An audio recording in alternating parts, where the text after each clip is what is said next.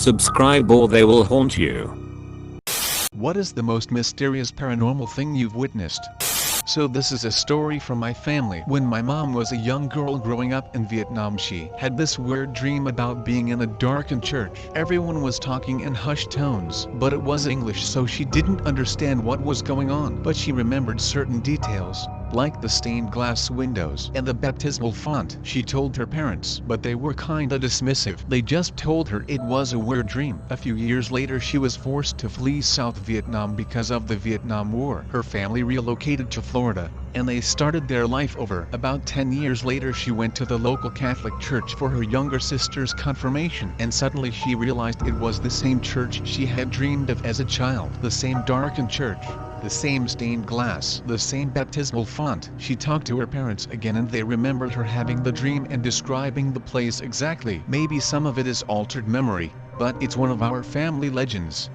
I posted this a few months ago in a similar thread. Apologies for the length. Back in 2007, my grandpa finally lost his 20-year battle with leukemia. My grandma couldn't manage well, being alone in the house they'd lived in for almost 60 years. We moved my grandma into an assisted living residence a few months later, and for insurance reasons vacant property. My parents asked me if I'd like to move into the house so that I could watch the house and also to move out and not live at home. I said absolutely. I remember right after he passed away, strange things started happening. The portrait we had of him in the living room fell off its hook. Picture frames containing pictures of him flipped onto their front during the night. I didn't mind though because I thought my grandma was making it up. Before I moved in, my family got a big dumpster so we could clean some of the clutter out of the house. Since we'd spend most of the day cleaning and it was summer, we'd bring the family dog with us. My grandpa loved our dog dearly, but since he passed, my dog wouldn't go down to the basement anymore, where my grandpa spent most of his time in his office. She refused to go into the basement at all, and barked at the stairway a few times. This was weird, since our dog almost never barked. It finally made me think he's here. I moved in shortly after. While I lived there, things went missing all the time. I had bought a new lock set to change the back door lock, brought it home, and put it in the cupboard to tackle on the weekend. A few days later I go to change the lock, and it's gone. After a week of looking around, I finally found it in the trunk of my uncle's old BMW 2002 which he stored in the garage. I happened to be looking at the car. My grandpa was always a prankster, so I almost came to expect these occurrences. He used to wake up at 5:30 every morning to listen to the early news on the radio in the kitchen. I'd wake up some mornings and the radio would be on. I often heard typewriter noises coming from his office in the basement. It became comforting. I found myself talking to my grandpa out loud, having conversations with him. I missed him. After about 6 months, suddenly I wasn't hearing any noises anymore. Nothing was going missing. The radio wasn't turning on at 5:30. I shrugged it off for a few days, but it started to worry me. I went back to my parents and grabbed the dog, brought her back. She was apprehensive at first, but she entered the house. There was an issue though. Every time she'd been over since my grandpa died, as I mentioned earlier, she refused to go downstairs. This time though, she went downstairs and went right to his office. Nothing was any different about the office, but she wasn't barking, she wasn't pacing, she wasn't doing anything. That was when I realized he was gone. I broke down. Suddenly I felt incredibly alone. Even though it had been about 8 months since he died, it was the first time I felt like he was gone. Edit. Thanks for all the kind words everyone. I'm grateful for what I was able to experience in that house while I lived there. Edit 2. This has blown up way more than I'd expected. Thanks for the gold. Just to clarify, this all happened in 2008. I appreciate all of the very kind PMs offering to talk if I need it. I've long since grieved and am quite okay, but appreciate all of your offers nonetheless. To those who think I made this up, there's really no way for me to prove that I didn't. Whether you believe me or not doesn't matter to me. If any of you knew me personally, I'm one of the least capable C-rate of writers I know. I seriously couldn't make this stuff up.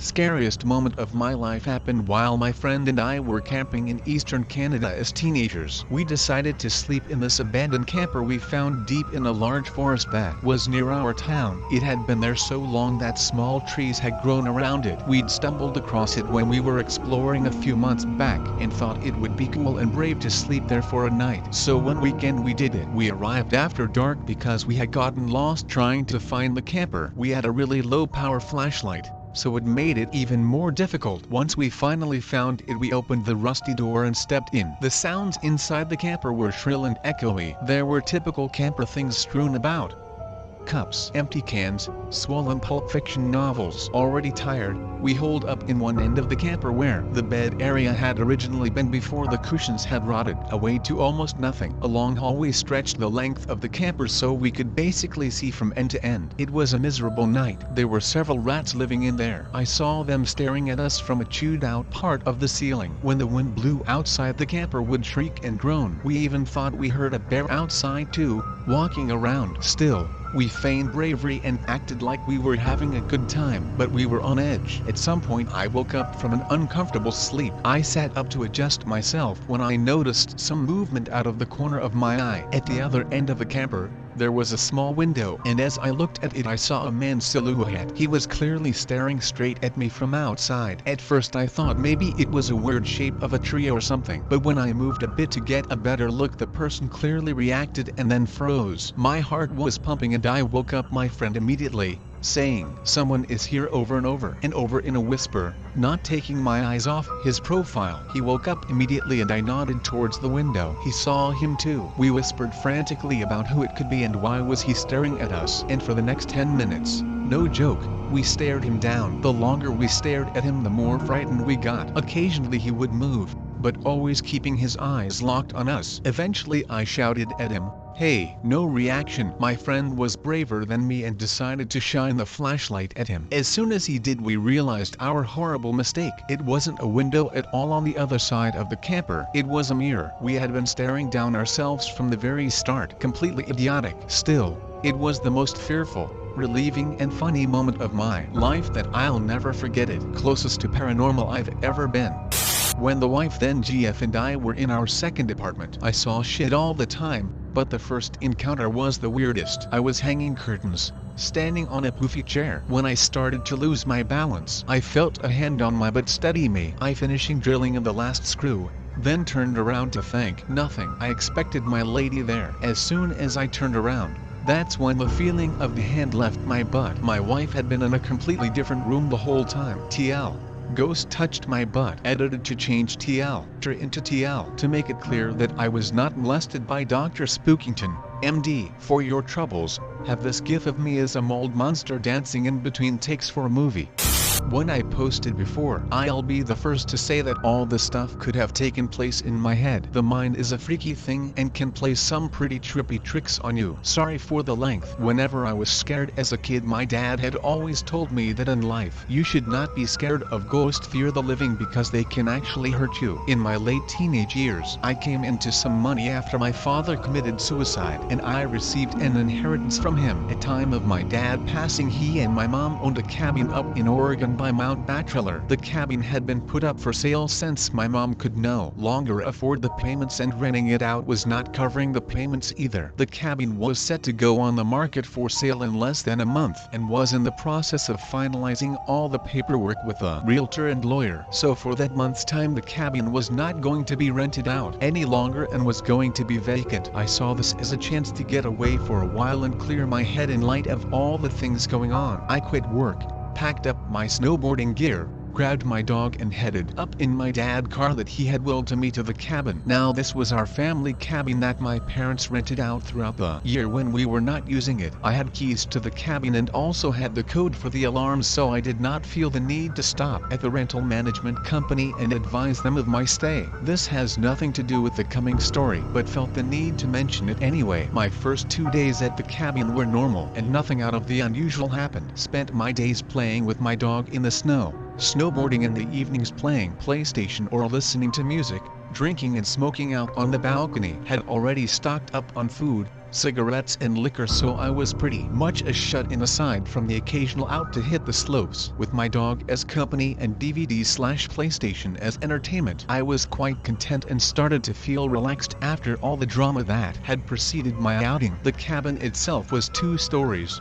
Bottom story had the living room and a side guest bedroom along with small kitchen. Upstairs had another 2 rooms along with a walkout balcony attached to the master bedroom. Most of my time there was spent either in the living room, kitchen or master bedroom. I never ventured into the other rooms and always kept the doors leading into them shut. Open doors to dark rooms always creeped me out. Anyhow, the 3rd day came around and I was going through my usual routine of playing with my dog. His name was Midnight, by the way, and he also since passed, playing games and watching DVD. That day it was pretty heavy snowfall, so I did not feel like trekking down the hill to the main road in my car and decided to stay in. That when things started getting a bit weird. In our area there were only 2 other cabins adjacent to ours, maybe a block away from each other. All other cabins aside from these 2 were around a mile away from ours. Surrounding us was mostly forest and very tall pine trees.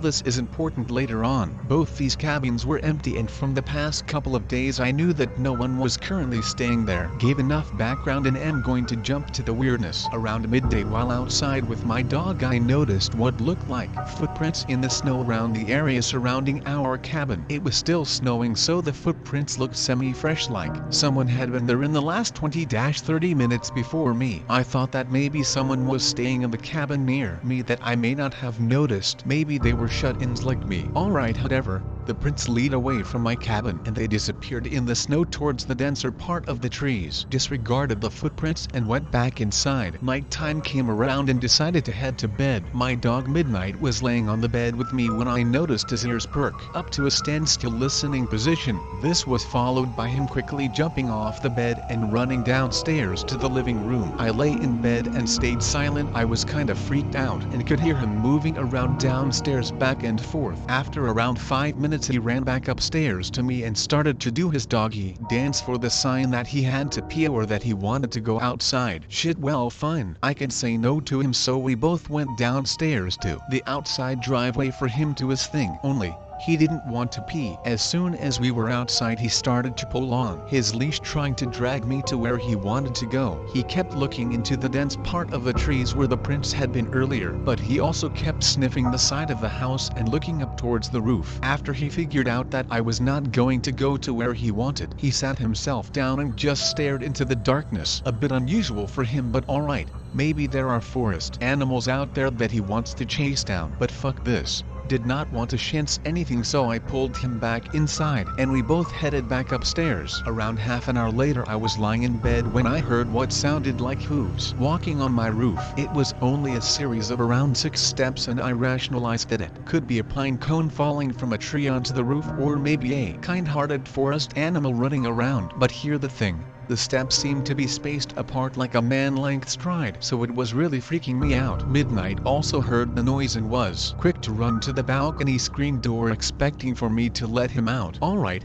you know what? I a tough guy and at the time considered myself to be fairly well built and strong enough to handle myself. So I grabbed my coat and shoes along with my cigarettes and flashlight and went out onto the balcony. Fuck it, right? As soon as I was outside I lit up my cigarette and started canvassing the roof with my light. Nothing there and the snow on top was undisturbed. Weird. Must have been all my head. What about Midnight hearing the noise? Maybe he was feeding off my fear or paranoia. I started to calm down and relax again. By the way, I'm shaking right now and my heart is beating hard as I am typing this next bit. My eyes started to adjust to the darkness and I kept smoking and just staring at the stars and trees next to our cabin. That when I saw it in a tree that was a little taller than our cabin and around 20 feet from the balcony, I saw what looked like a man crouched in a squatting position in between 2 branches. It was squatted on one branch and its arms were extended above its head, holding onto the branch above it. Fuck me, hat the fuck is that? IWAS. And sure, if I was really seeing this thing and stood just staring and sat there motionless. I noticed Midnight stand up and start pacing behind me and lightly barking at the same time. The thing still did not move. I put my cigarette out and was debating on shining the light in the thing's direction but something in my head kept screaming not to. So I walked backwards to the inside of the room and pulled midnight with me. Once inside, I locked the door and shined the light in the thing's direction, but there was nothing there. I shut the curtains to the screen door and retreated back to bed. But later on in the night, I heard light tapping at the screen door, like someone was tapping on the glass with their fingers. It was consistent and did not stop for nearly an hour. Midnight seemed to stare at the door, but he would and go near it anymore. The weirdest part was that I had a feeling like someone was inviting me to open the door, but at the same time I kept hearing my dad's voice in my head telling me to stay in bed and not do it. I listened to my dad's voice and just stayed where I was. Passed out eventually and woke up in the morning and everything was normal. The rest of week I spent there was non-eventful and nothing else out of the ordinary happened. I totally admit that it could have been all in my head. A lot of stuff was going on at the time, so I was pretty fucked up from all the drama. Posted this before. I was living in an apartment with 3 roommates. At the time, I was working all sorts of weird hours and would stay up late most nights. Our apartment had 2 hallways that formed an capital L. My room is at the top of the L. The bathroom was in the corner where the lines meet, with the door being in the inside middle of the small section. In the outside corner was the living room. I walked out of my room to go to the bathroom. No need to turn the light on, as this was a trek I had made hundreds of times before. As I left the bathroom, I turned to go back to my room. Just as I turned off the lights of the bathroom, there, standing where the short hallway in the living room met, I was a teenage girl standing there, wearing a white flowery dress, just smiling. She didn't look evil, just a normal person standing there smiling at me. I freaked the fuck out and went running for my room. About 20 minutes later, I finally came out of my room, turning all the lights on as I went through the apartment. She was nowhere to be seen. However, where I saw her standing was noticeably colder than the rest of the apartment should have been for an August evening. Creepy, but not the worst part. I lived there for about another year, and I never saw her again. After I had moved out, I was hanging out with my one roommate who had the bedroom at the end of the small hallway, right next to the bathroom. We were talking and I told him that I never felt comfortable in the apartment after something happened, to which he responded, "Oh, you saw her too?" I nearly drove off the road when I heard this. We then both described her, finishing off each other's sentences describing her. He had seen her twice. I was indifferent about ghosts before that. Now I believe in them or believe in something. It was very creepy, and every time I tell the story the hairs stand up on my arms.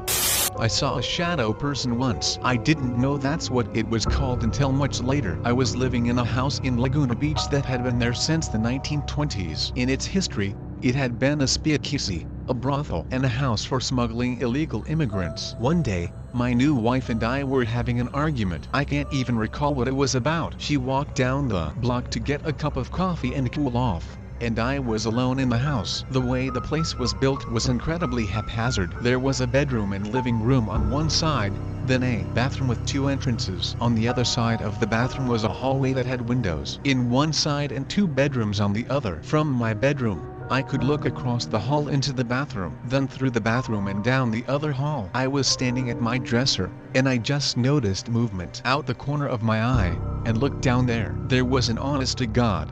This gives me goosebumps just typing it. 17 years later, a black figure. It was maybe 3 feet tall, and it was only vaguely humanoid. It looked like black scribbles, like someone had scribbled a human shape, but the scribbles moved like electricity arcing. That's the best way to describe it. There was no sound that I could remember. I distinctly remember when I saw it, I wasn't afraid, just like, WTF. Then it noticed me looking at it. I could say it turned around. It just focused on me, I guess. Then I was scared. I didn't move, didn't scream, nothing. I was just frozen, because it just fucking came at me. It rushed down the hall towards me. I have no idea what it intended, but as soon as it entered the bathroom, the door closest to me just slammed shut on it. I screamed. I yelled for my wife. She wasn't home. I went the fuck outside into the daylight, and didn't go back in until she got home about 10 minutes later. I don't believe in ghosts. I don't believe I saw something supernatural,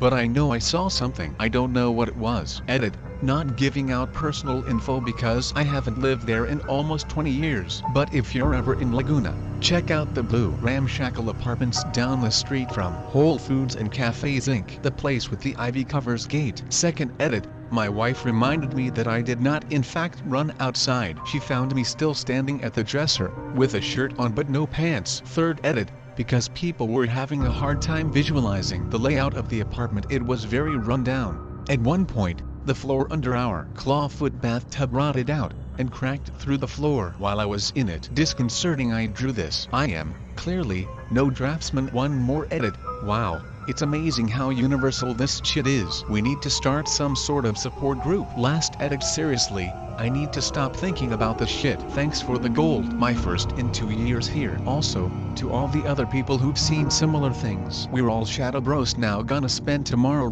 tagging you all. This is long, I apologize, but it is hard to express in tear form. I've also posted this before. I grew up in the Arctic, in the town I lived in.